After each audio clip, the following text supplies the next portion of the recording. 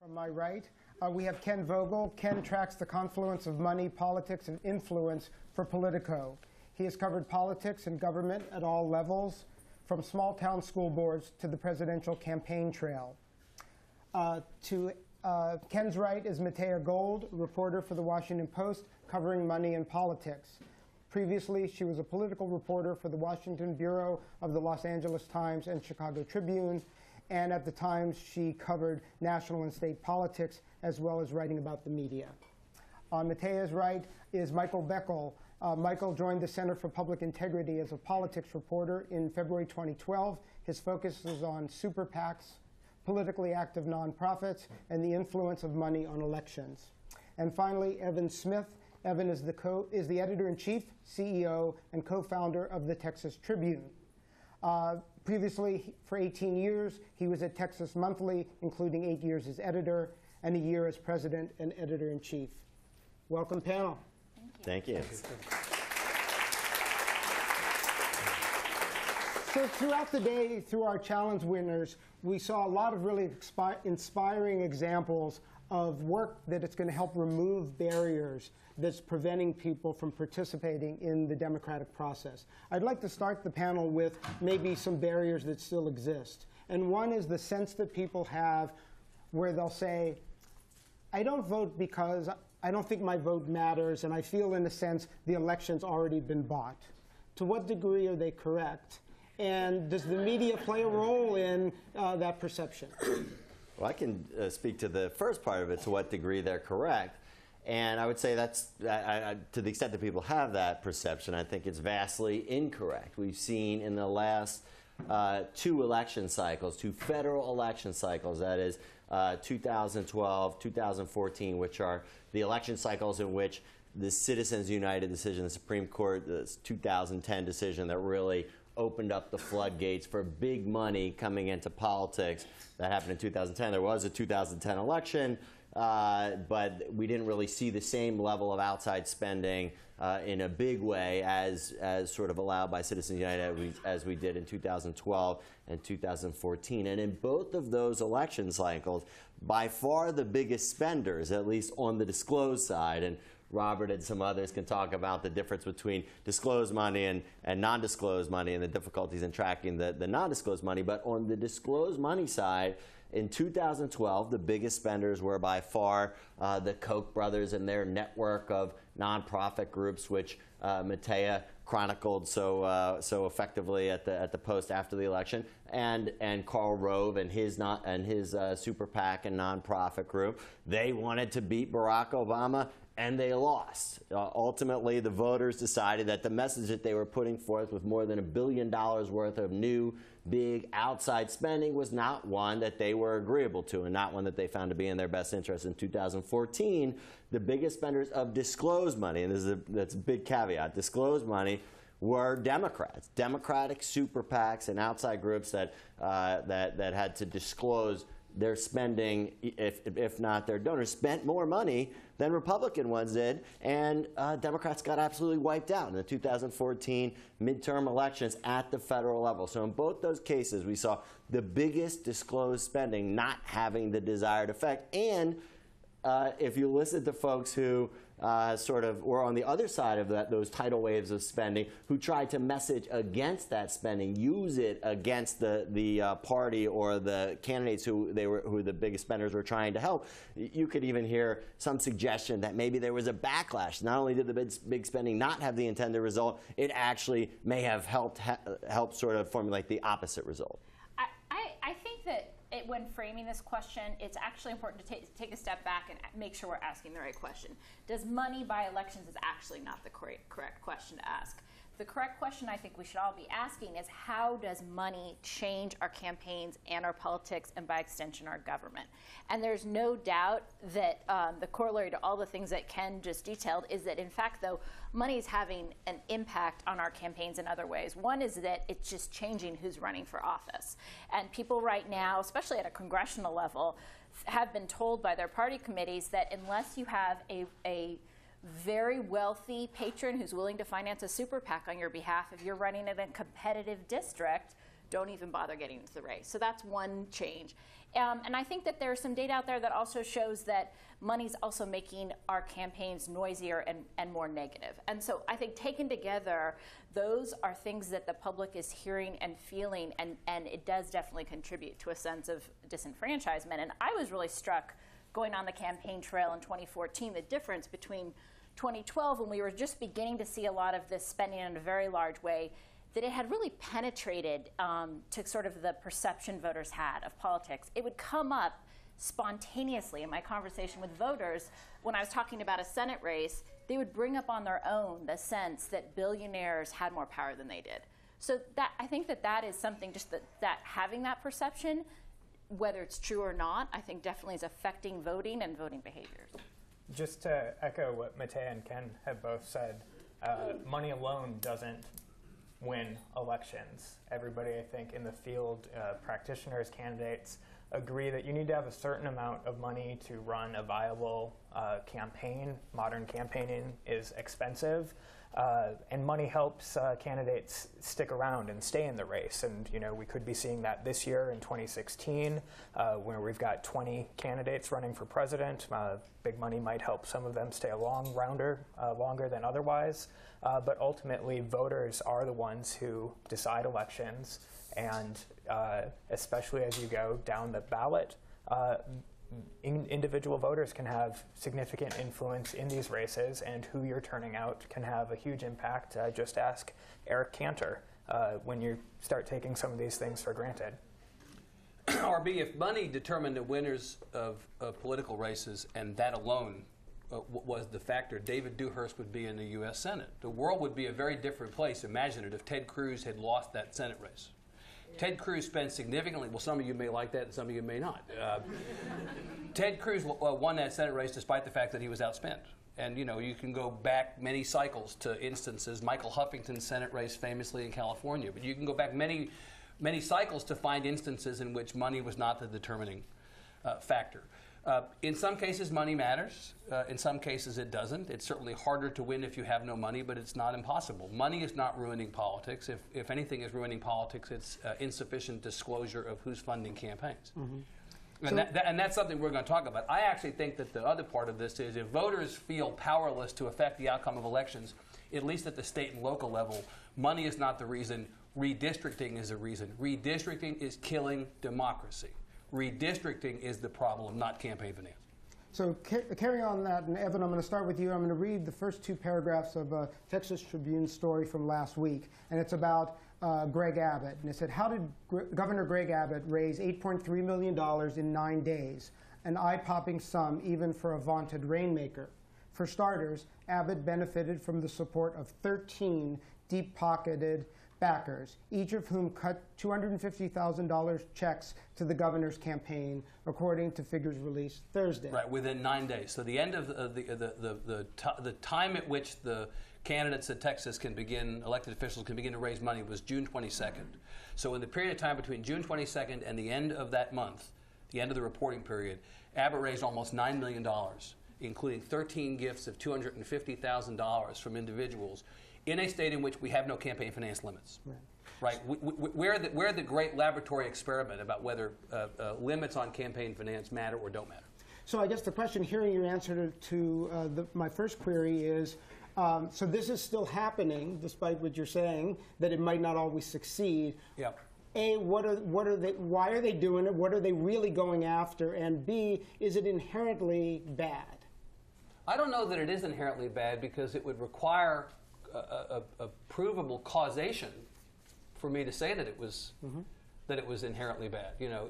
These 13 individuals who gave money to Greg Abbott may or may not get something tangible for their money, but we don't know, and we won't probably know in time to make a decision as a result of that. I'm just not convinced that the problem is that people are giving large sums of money. I am convinced that the problem is very often we don't know which individuals are giving large sums of money. And so it's difficult for us as citizens to assert or prove a correlation between the gift and outcomes. In the absence of disclosure, there's absolutely no way to decide whether those contributions ultimately affect policy. And I'm satisfied as a citizen knowing that people can give money and ultimately try to get something for it and be able to make the sort of connect the dots along the way. But if you prevent me from connecting the dots, that's really where I have a problem. How about turn to the media now? What have been the big changes in terms of the media's role in covering campaign finance, in an era of big money and obviously dark money? Well, it's such an important part of politics and of the primary. I mean, Michael Levine referred to the money primary, and that's sort of a negative development from his perspective. But that is a critical part of the pre-election phase. I mean, we're still 18 months out from the election, and the courtship of these major donors started months and months and months ago. Started right after the 2012 election. So the way that we cover politics and money in politics has, by necessity, changed. We can't separate the two anymore, and we also can't rely on disclosure reports. Not just because there are, in fact, many ways to pump money into the system that will never be disclosed. That is, the donor will never be disclosed. But also, there is such a lag in the disclosure at the state level, at the federal level, where we're right now awaiting reports that will come out at the end of next week that will show us all these multimillionaires and billionaires who essentially helped seed these presidential candidates' campaigns months ago, going back to like January in some cases. And so, yes, we will cover that, and we'll try to do cool things with the data. And so many of the grantees here have talked about different ways to use that data to help the public, to help the media, to help the public sort of understand how this money is flowing into politics. But that's not enough. We have to figuratively and literally, in some cases, depending on our reporting techniques, try to get into these back rooms where some of these discussions are being had, some of this courtship is occurring, because this is, in a very real way, the new American politics. Can I speak to one of the challenges of covering this? So I think that those of us on this stage and a lot of other of our great colleagues out there are doing a great job really trying to drill down on who these people are who are financing politicians through these new vehicles. One area which I think we're lacking, and I include our coverage in this, is in making the connections about what the impact of that is down the road, as Evan implied. I mean, the way that you actually can drive home why this is real and why this is substantial is because it actually influences government and policy making. And that is sort of the holy grail that we're trying to reach in our reporting. And that's where I think better technology and data could really help us. Trying to draw those connections once people are elected in office and connect a bill to someone's backers is such a challenge. How would you do it? What would, if you could imagine the technology that would make that happen, what would it be? Well, one issue is that I notice in a lot of coverage of Capitol Hill, for example, there's a lot of discussions about nonprofits backing various issues. And the people who are writing those stories aren't necessarily plugged into the investigative reporting about who those groups really are. And they're often just front groups for industries. And so there needs to be some way to marry some deeper investigative data that people have about who those groups are with the daily report about what bills are being pushed, and whether that's at a state or federal level. That's one thing that comes to mind. But I would welcome any and all solutions, because I think that that's something that is really essential. Especially, I think it can become a little numbing for readers to hear about yet another wealthy person writing a big check. I mean, what does that actually mean? And the other reason it's such a challenge is particularly when we're talking about this new form of big money. Like, the people who have accumulated enough money to be able to spend, 8 figures in an election cycle, they're doing pretty well, and they've found a way to do pretty well in the current regulatory environment or past regulatory environment. In other words, they found a way to navigate the process independent from writing $1 million check or a $10 million check to a nonprofit group to try to influence an election. And a large sort of avenue for that has proven itself over time is lobbying. And so I think the smarter money still tends to be in lobbying. I have a stat here that was from a 2012 study that found that for every 10% increase in corporate lobbying spending, corporate incomes rose by more than 0.5%. Now, 0.5% may not sound like a whole lot, but when you're talking about a gigantic corporation, that's real money. And so this is a way for corporations and other interest groups to have a real return on their investment in a way that some of this nonprofit and big money spending post-Citizens United, it's not quite clear. And it's not quite clear doesn't mean that it's not happening, that it's not influencing the process. It's more what Matea is talking about. It's more difficult to link the spending to the outcome. On a lobbying report, you have to say, we are lobbying, like here's a good example, Koch Industries. They spent a lot of money, the Koch brothers did in the 2010 midterm election, and they were, depending on who you talk to, influential in sort of the Tea Party wave and seeding the Tea Party wave that helped Republicans take back the House of Representatives. And there were a number of changes on some of the committees that were key to regulating Koch Industries, emissions and fossil fuel production. And in 2010, the climate, the last best hope for like a climate change bill went down in flames, pun intended there. And so, how much of that was because like Koch Industries and other groups were lobbying on this and had been for years and years and years, and how much was like, oh, we found this new way to pump a ton of money into elections? I don't know. And further, another complication is that was an indisputable success for fossil fuel producers, but it wasn't, legislation didn't pass. That was defense. So how do you quantify that? They killed something that would hurt them as opposed to passing something that would help them. So yet another nuance that makes it difficult to connect the dots between election spending and outcomes in government. And I think the larger concern is whose voices are being listened to in the process. If you've got special interests in the room, they've got a seat at the table. Are the average voters also being heard in the process? If you're a congressman spending all your time calling wealthy donors and asking them for money, they're probably more likely to complain about capital gains than minimum wage. And I think the concern that some have is that this has a distorting effect, or that there's undue influence. And you have seen examples on both the left and the right of policy proposals pushed forward to combat that. Just in the last week, we've seen Republicans talk about trying to close or slow down this revolving door between Congress and K Street.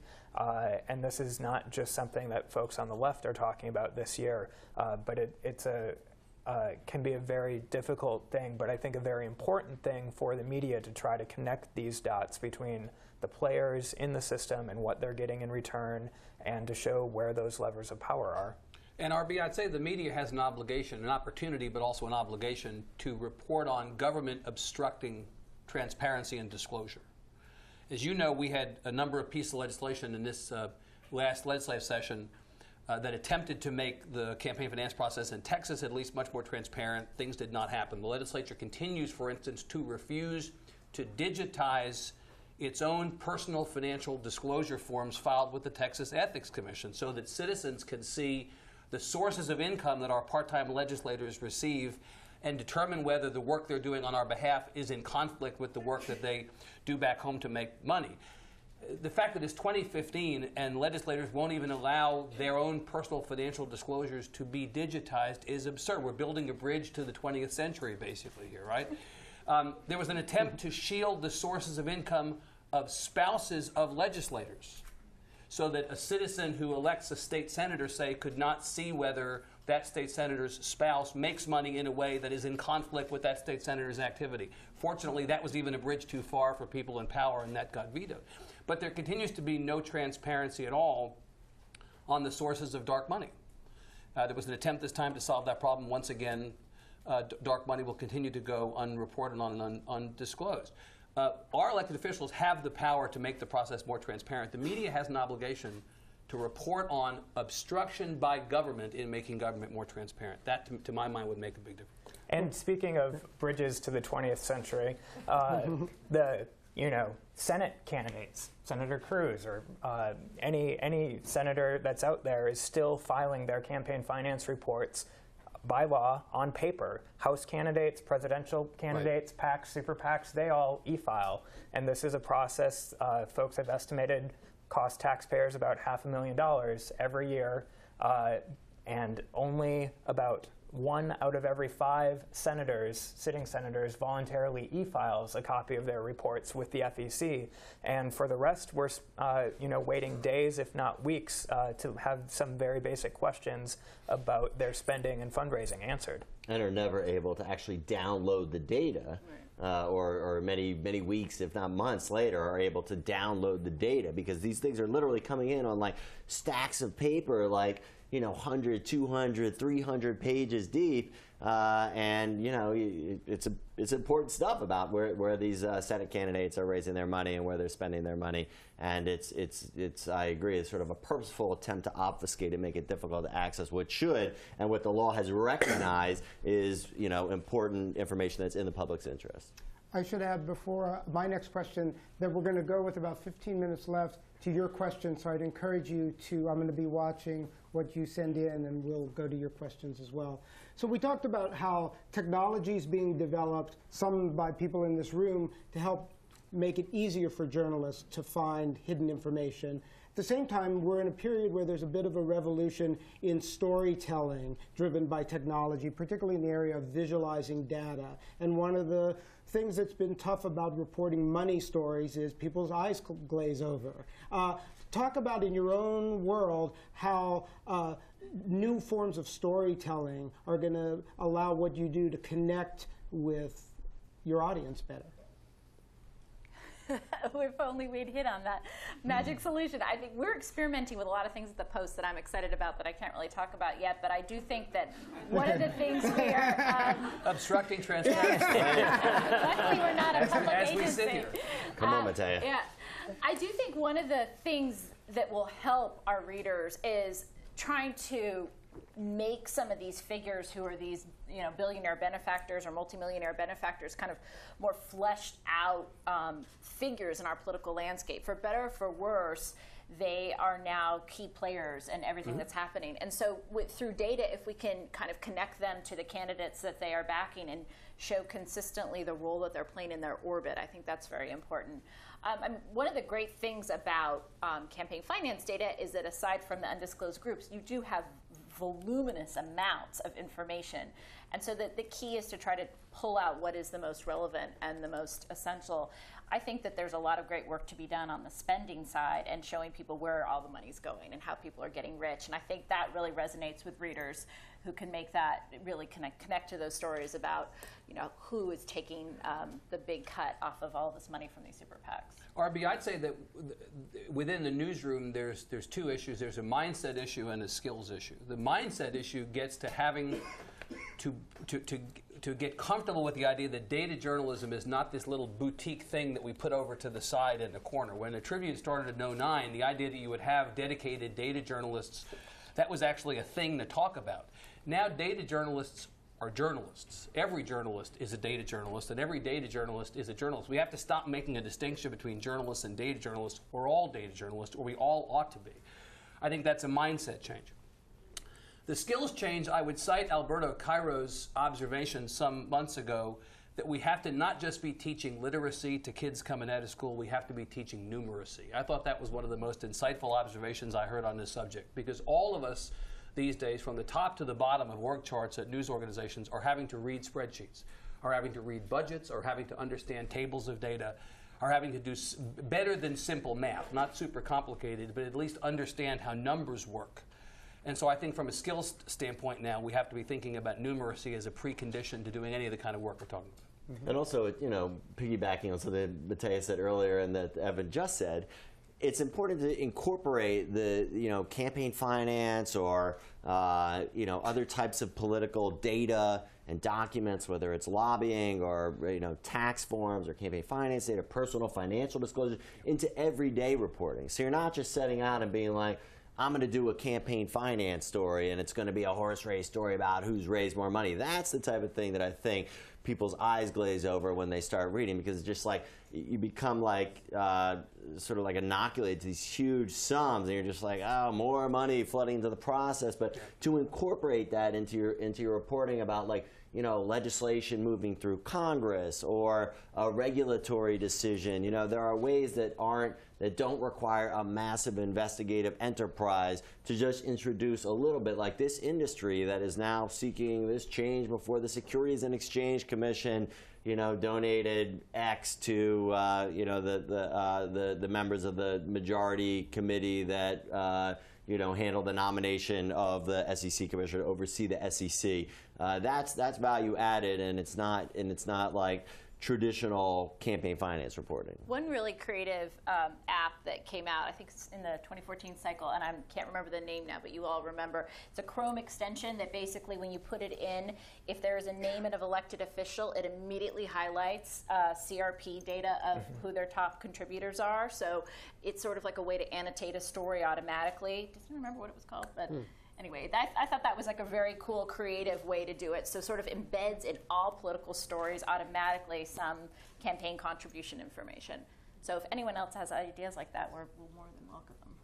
Yeah, I mean, I think this highly complex data lends itself really well to visual presentations, and we're only limited in terms of our imagination and being able to have good conversations with digital teams or web people, designers, graphic designers, being able to try to come up with more creative ways to show these highly complex networks of relationships and where the money's going, where the money's coming in from, how the ads are being spent. I think at the Center for Public Integrity, a couple of the visualizations that worked really well for us during the last election cycle was talking about ad trackers in the Senate contests and also at the state level. So if there was a gubernatorial race or a state Senate race, state house race, we were able to show the breakdown of how many of these ads were actually coming in and sponsored by the candidates versus the outside groups like the super PACs or the politically active nonprofits.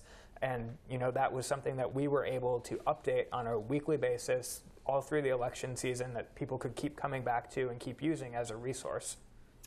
So everyone up here working on the national level or the state level, but a lot of people in the room are focused on local. Can we talk about sort of the role of trying to reveal important stories involving money at the local level? And if you've all covered that level, been in there at a certain point, what would you as a local reporter be focused on now in trying to look at money and its influence in local elections? Well, let me just say first that is really like the key place to be looking. It doesn't get enough attention.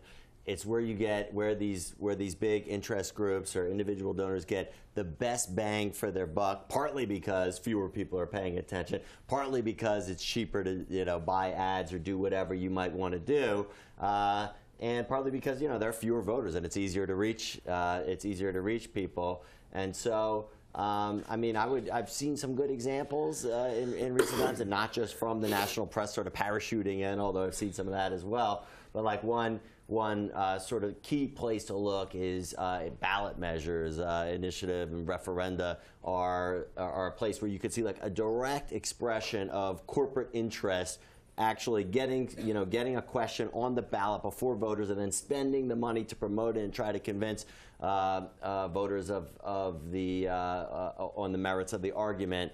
And I think that's sort of it's like an easy place to look in some ways, because you could take out of the equation some of the nuances that we talked about motivation and why an elected official or a candidate might be taking a stance. This is just a question, and it has, in some cases, pretty clear supporters on both sides, supporters and opponents on both sides. So that's like one easy place, not easy, but it's a sort of a ripe place to look.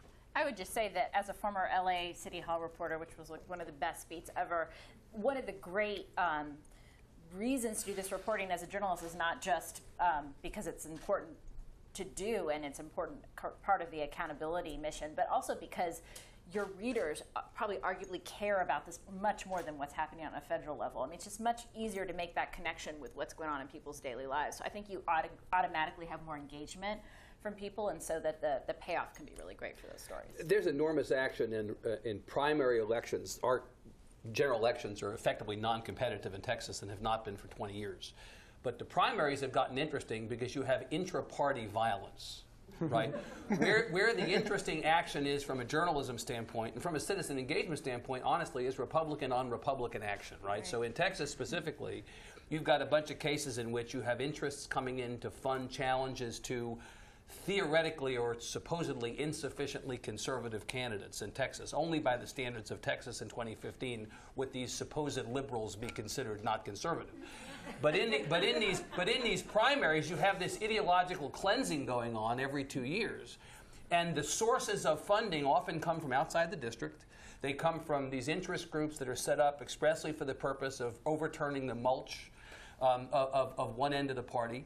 And I think there's great reporting to be done and attempts that can be made to try to provide more transparency on who's funding which candidates and what the ultimate end is. Now, again, the caution here is a lot of that funding is coming through these nonprofits that are, at least as of now, not obligated to disclose.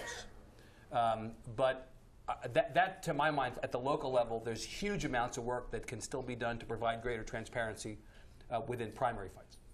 Yeah, just to add to what my fellow panelists have said, you know, you can get a lot more bang for your buck down the ballot. And when you think about who's getting what at the state or local level, the city level, think about the contractors, thinking about the land developers, you know, real estate developers are a really rich area to see. You know, every city, you know, is dealing with development issues, and I've seen really great local reporting trying to track that in different places and seeing which politicians they're investing in, and then you can really follow the money through the development process as well. So I'm going to turn to a couple of the questions that were voted up by the crowd. One is submitted by a well-known person, anonymous. How does money not pervert politics if it is one of the first and foremost important filters that decides who runs for office in the first place? I'm not sure if that's direct reference to my suggestion initially that money doesn't buy elections, but it doesn't. But it does deeply influence the process, and I don't think anyone would dispute that. And if my comments came across as suggesting as much, that I would retract to that and stress that, of course, it influences the process, and it does early on in the process, and really it does earlier, the sort of earlier in the process, and the lower down the ballot you get, the more potential impact there is. You know, we do see still in primaries, including in presidential primaries, the money really having an impact by, as Michael suggested, allowing candidates who might otherwise, by traditional metrics of viability, not really stand a chance and probably not even enter a race, deciding to jump in because they have literally one or two sugar daddies or mommies who are willing to write an 8-figure check to subsidize a campaign that otherwise they would really be unable to run because they don't have a wide network of supporters who are willing to write the small, you know, the what we call the hard dollar limited checks to their campaigns. They haven't done the spade work of going around the country and meeting with, you know, activists, county activists in Iowa church basements or, you know, New Hampshire rec centers that was deemed to be key. But they're like, you know what? I got Sheldon Adelson over here. I'll jump in. What the hell, you know? And so that does influence the process, and it does influence the process of primary because it does have an impact on like what issues are discussed. And you know, we saw in 2012, which is really the first, you know, post-Citizens United presidential election that we have to study, where, you know, Sheldon Adelson, the Las Vegas casino magnate who I was talking about, who floated Newt Gingrich's campaign for president for like months and months and months longer than it otherwise would have gone on, spent $20 million, all told, his family did, supporting a super PAC that supported Newt Gingrich, and really dinged up Mitt Romney, who was the eventual nominee of the party and who was the party establishment's favorite. And arguably, you could say this when I talk about the backlash effect. Like Sheldon Adelson probably hurt Mitt Romney's chance. Sheldon Adelson probably helped re-elect Barack Obama with his $20 million spending spree. So sure, that affected the process. It probably dragged Mitt Romney to the right. Maybe you could argue some of the spending in the primary actually dragged the entire Republican Party to the right. And so that does influence both the electoral process and governing. But it does not, and here's where I stand firm on my initial suggestion, it does not buy general elections. Others? I will just say this is sort of a roundabout way to answer the question. I think one of the funniest and most telling comments I've heard so far in my reporting this year was from a very wealthy fundraiser who said to me completely straight-faced, you know, $50,000 just doesn't buy you what it used to. And that's sort of the story of this election. And so, I mean, pity the poor, wealthy bundlers who don't have the influence they used to, but that tells you a story about how our elections are changing. These networks of people that used to be very important to candidates because they could bring together lots of checks or write at least a max out check themselves are no longer as essential as the people who are writing the 7 or 8 figure checks. And that's a dramatic change, and you have to think that that means that that's a smaller group of people that the candidates are listening to in the end. So here's a question from Dan Schultz. Say we manage to effectively measure and communicate the real-world impact of money on politics. What happens next? You're assuming that the public will pay enough attention and get engaged enough to take up pitchforks and torches and storm the walls of the Capitol here or in Washington, and I'm not convinced that they will. I don't think that the disclosure of that information in and of itself is enough to cause a revolution to occur and real change to happen. There's got to be some kind of scandal before people actually are motivated to make any change. I think it's interesting. I think it's a good data point. I'd rather know it. I'd feel like a better citizen for knowing it, but I'm not sure that the knowledge itself would be a motivator to action. And just to piggyback on that, I mean, I agree. The history is, there's a pattern of major scandals prompting big reforms, going back to the robber barons and Teddy Roosevelt's corporate funding scandal prompting the Tillman Act, to Watergate prompting the Federal Election Campaign Act, to Enron and the Clinton fundraising scandals prompting McCain-Feingold. But this is a question that John McCain asked during the 2008 campaign when he was, he was actually being swamped despite the perception of Barack Obama from Michael Levine as sort of a champion of good government. He was being swamped by Barack Obama's fundraising. And John McCain said, yeah, I mean, there needs to be a scandal. He was almost like perversely like rooting for a major scandal. But he said, what is a scandal? When you have like these huge sums that are flooding into our elections, and people are like, yeah, the election's going to cost $10 billion. That's what it costs. Toothpaste, they spend like $12 billion advertising toothpaste. The election costs $10 billion. They kind of like throw up their hands. So like, what is the scandal then? If you could spend $7 billion, which is what was spent at the federal level in the 2012 election, and not prompt reform because people are like, that's just what it costs. You got to figure it's got to be like the proverbial like briefcase full of cash. And that too, if I could sound a really pessimistic note, is getting harder and harder to find because of these undisclosed avenues. You can't find that briefcase anymore. So if any of you out here has seen the briefcase and wants to tell me about it, make sure these guys aren't around and find me afterwards. We'll write the story. All the laws will change. And I think some people were surprised in 2008 that it wasn't more of a scandal that Democrat Barack Obama was the first major party candidate to not participate in the public financing system in either the primary or general election. The way that we elect presidential candidates has changed dramatically in the last 15 years, and we're moving into this system where private money is dominating the process. Obama was extremely successful in raising boatloads of money from small dollar donors, repeatedly getting them to donate over and over again. And I think there's huge questions about what that looks like going forward as we continue to see candidates relying on the mega donors and these auxiliary super PACs. Some candidates in the current field are also putting in a lot of energy and time trying to raise money from small dollar donors. But if we look back 15, 20 years ago, this isn't how the rules of the game were. I would just say, I think that what we are most likely to see next is more deregulation rather than more regulation. And I actually, if we have a Republican-dominated Congress and a Republican in the White House, I think it's very likely you could see us going to a Texas-style system on the federal level again. Unlimited contributions directly to candidates and parties. Because there's now such widespread sense on both sides of the aisle that the system is inherently broken. But corporate contributions here are illegal. Right? You can't make corporate contributions. Right. So would you take that deal at the national level? Unlimited individual contributions. Unlimited individual, but no corporate. Luckily, I'm not the one that has to make that decision. I don't think corporate. I mean, that's still illegal under the current federal. I don't see that getting overturned, but I think it's very likely we go back to a system in which a candidate can raise unlimited sums directly. And I mean, the myth of the independent super PAC, I think, has been sort of punctured already. We're not even a year out from the election. I mean, all of these groups are working hand in hand with these candidates.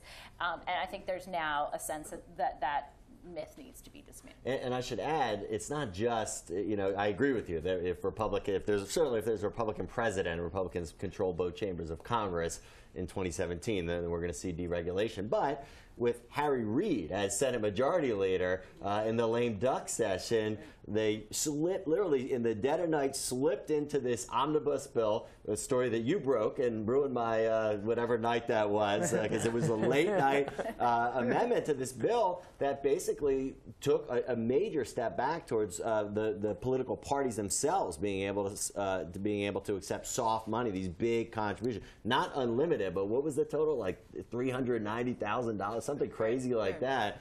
And that was with Harry Reid and Nancy Pelosi's sign-off, or at least Harry Reid's sign-off. So it's difficult to, it's not necessarily a partisan issue. Yes. Yeah.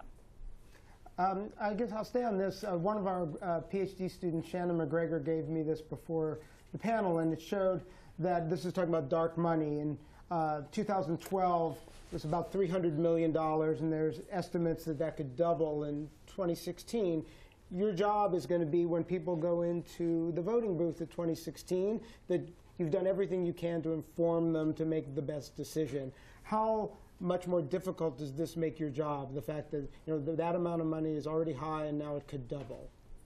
Well, dark money certainly does, because we can't, unless, but for our own sort of reporting ingenuity and sourcing, we're not going to be able to pull back the veil. We just won't. There's no legal recourse for us to know who is giving to these so-called dark money groups.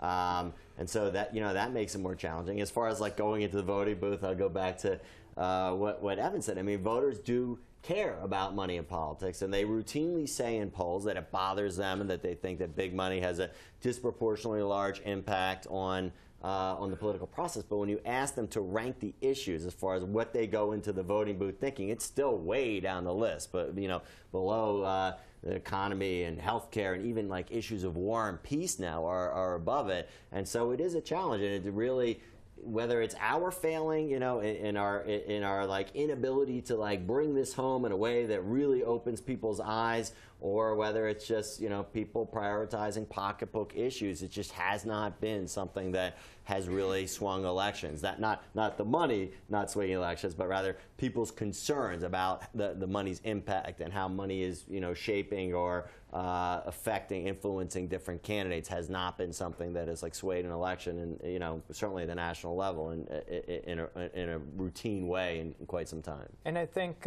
we talk about this big money era where super PACs are proliferating, and all the candidates in the presidential race have supportive super PACs, and by and large those are committees that do disclose their donors. But this trend of more and more nonprofit groups that appear to be designed to aid a single candidate, this is really new territory. And in some of my own reporting at the Center for Public Integrity, we've seen some of these examples pop up, and it is extremely difficult to pull back that veil. But I think we in the media have a duty not to forget what happened in the past, and sometimes the best thing we can do is look backwards. I think that one of the most telling examples that I've come across was a group that was started in Utah to help the re-election prospects of Orrin Hatch. There was this 501c4 that was formed in Utah. It was named Freedom Path. Who doesn't like freedom? Or pass. Or pass, And it was not until long after Election Day that we were able to discover through some tax documents that Big Pharma had provided the bulk of the seed money for this nonprofit organization. And these politicians always have another election. So even if you don't necessarily know it the first time around, you want to make sure it's out there before the next time they go to the ballot box. And can I just say one thing I found so remarkable? I started covering this in September 2010 and just sort of lucked into what I think is one of the best beats in political journalism in the wake of this hugely kind of groundbreaking Supreme Court decision earlier that year. The change in the amount of boldness that political operatives now feel that they can operate with it's just remarkable. I mean, there was so much caution at the beginning about sort of edging up to these lines, and I'm sure Ken's seen it as well, and Michael's and Evan as well. And now there's just this sense that there's absolutely no one minding the store, and I'm just constantly. And they're proud of it. They used to be like kind of embarrassed, like this was unseemly. You know? Yeah, and there's the fact that we have two federal agencies, the Federal Election Commission and the IRS, which have jurisdiction over these issues, which for different political reasons are essentially hamstrung and are exhibiting absolutely no enforcement in this area. It's just wild to watch. And I mean, as a reporter, it's great because I feel like there's a lot to chase. But I think for democracy, it's kind of startling.